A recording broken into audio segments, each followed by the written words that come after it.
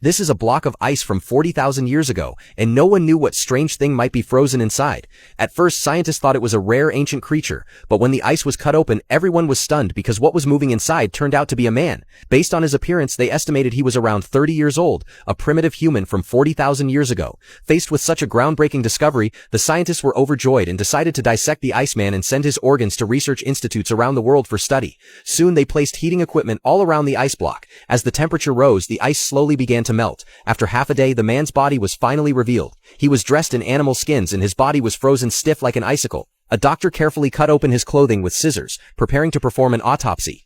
But at that very moment, something miraculous happened. A CT scan showed that the Iceman's cells were metabolizing, and even more astonishing, his brainwaves were active. This meant that the primitive man, frozen for 40,000 years, was actually still alive.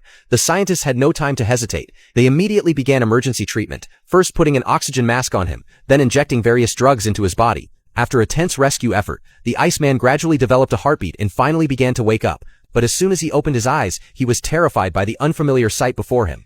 Seeing this group of strangely dressed people, the Iceman became frantic. Fortunately, the doctors quickly injected him with a sedative, bringing him under control. Upon examining his body, scientists were astonished to discover that he carried a unique chemical substance with antifreeze properties. It was precisely this substance that had allowed his cells to survive until now. How this substance had formed was still unknown, but if it could be understood, it might unlock the secret to human immortality. The scientist eagerly proposed dissecting the Iceman to study his secret of eternal life. But Jack strongly objected, arguing that the Iceman was a living person who had the right to survive just like anyone else. After much discussion, they finally came up with another solution.